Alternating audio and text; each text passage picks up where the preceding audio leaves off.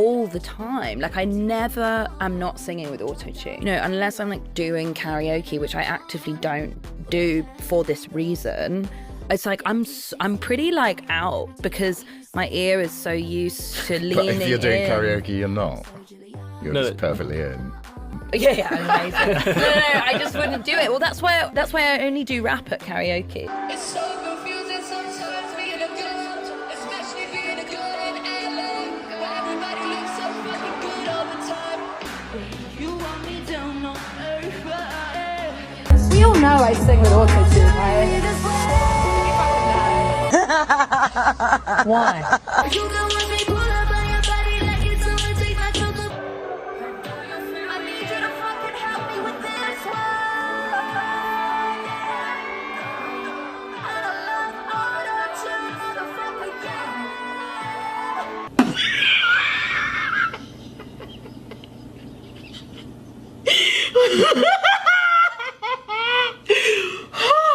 Girl! I'm supposed to say public.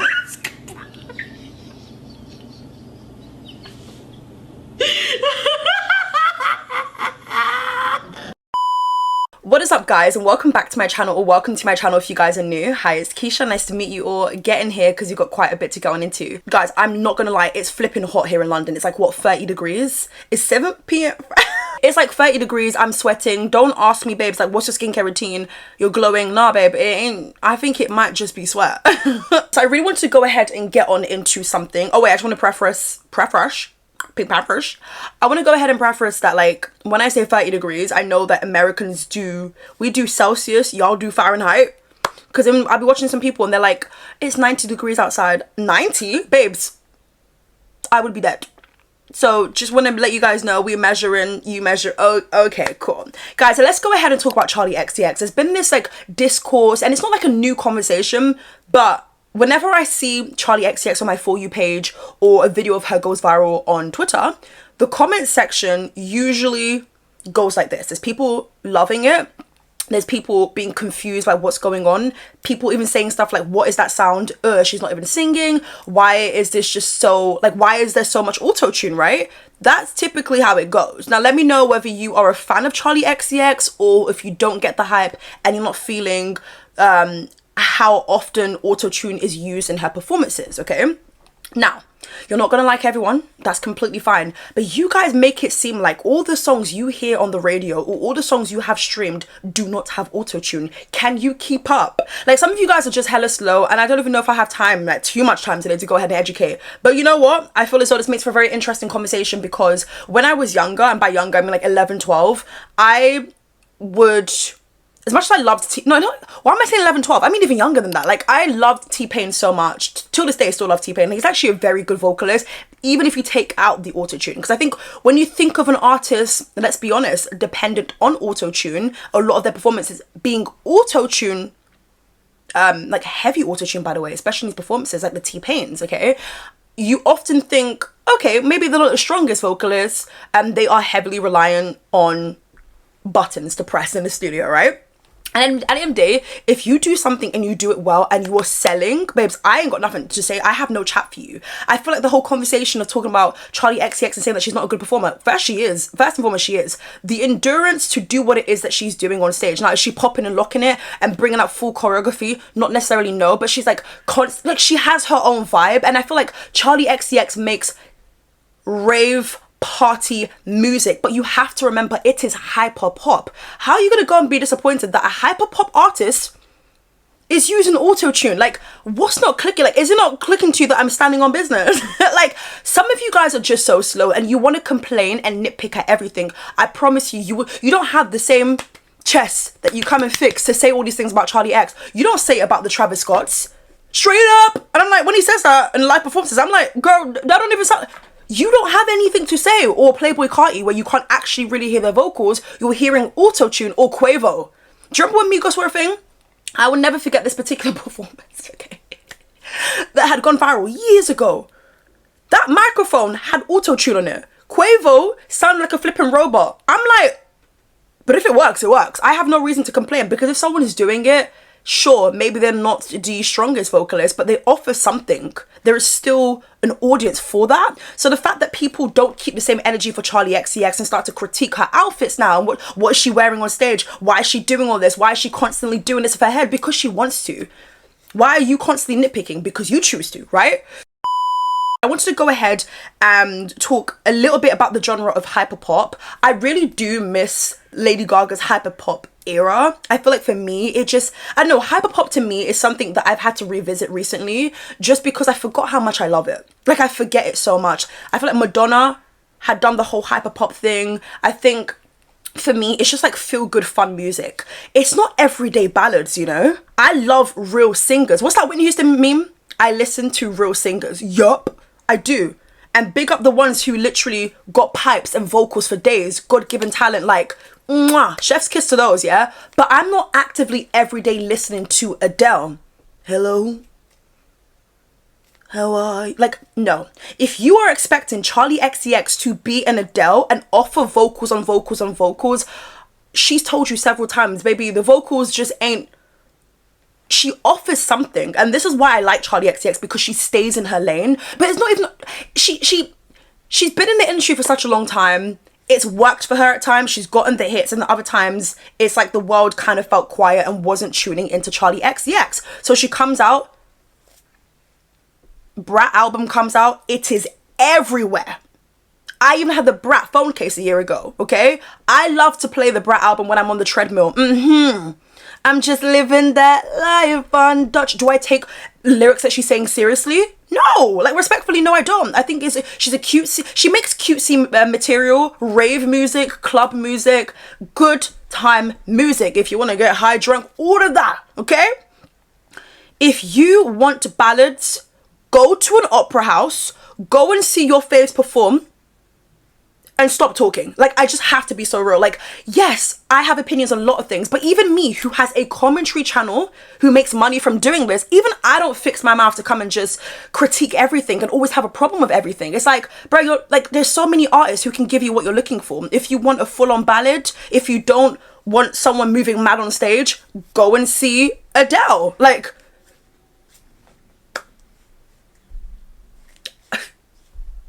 I don't know what to tell you. Adele was just one example, by the way. There's plenty of women who are going to offer you a good ballad. Yeah? Charli XCX has told you who she is. We all know I sing with Autotune, right? And you're now trying to change her, fix her, because you don't like it. Respectfully, who the flip are you? Like, I just feel it's weird, and I feel like it is deep-rooted in misogyny. Now, you would think it's just men doing this, but it's not, you know? It's not. And it's just like older women saying stuff like, oh my god, she can't sing. Oh, what is that sound? Turn it off, turn it off. If you don't like something, it's not every day give your opinion, you know? Like, again, I've had to realize that with having this channel and doing this for so many years, that it's okay for me to dislike things, but I don't have to always tell you guys about it. I don't have to always tell my friends or family about it. I can just dislike it and keep it pushing. But no, we live in a day and age where everybody wants to just tell you when they don't like something, when they don't like you, when they think you should never ever perform again. Well, she is, and she's booked and busy. Now, when it comes to Charli XCX, I think that she kind of struggles with, in my opinion anyways, I think that she kind of feels this pressure of Brat. It did so well for her. It opened so many doors and opportunities for her, and she's vocalizes, which is another aspect I love about Charli. She's very, I wouldn't say the word relatable, but she's very, you kind of forget she's a celebrity. You kind of forget she's famous because she's still very much interactive with her fans, especially on TikTok. She's current. You can tell she's keeping up with what's going on, and she keeps her ears close to the streets, right? She knows what it is people are saying about her. Does she give a flying monkey? No, but I do think that she feels the pressure is on to have another album perform the way that Brat did. But what she needs to understand is, bitch, it's not by force. Like, respectfully, it's not by force. If it does well, it does well, but you'll always have your baby. Like, you'll always have Brat be that album that just did it for you. But And she's had albums before that. You know, she's been in the industry for such a long time. But, like, I can only imagine the pressure you feel. But one thing she does so well is get on that stage and go crazy. Like, honestly, go crazy, go stupid. Yeah, Charli will do that. She will be on the floor, shaking her head. And can we just, I'm sorry, body is tea. Body is tea. She doesn't take life too seriously. She's a fun girl who probably dibbles and dabbles in this. Now, do I want to dibble and dabble in all of that? Maybe not necessarily. But, girl, I love that for you. Okay? Hyperpop, a genre characterized by its heavily processed, often glitchy, and experimental sound, heavily utilizes autotune as a core element. Did you bitches hear that? Yeah, we're talking about hyperpop. Why are you mad that a hyperpop girl is using like, what worse things are happening in the world? Remember? The genre's origins are often traced back to the mid-2010s, with the PC Music Collective in the UK often cited as a major influence. While the term hyperpop was used earlier, it gained more widespread recognition with the rise of artists like 100 Gex and Charli Xcx, who incorporated its distinct sound in their music. Autotune is a crucial component of hyperpop's sonic identity, contributing to its artificial, sometimes robotic and highly processed sounds. It's not just used for pitch correction, but as a creative tool to distort, and manipulate vocals. And that's exactly what you will get from a Charli XCX project, especially something in the most current times. She does exactly what she does so well. So what is the problem?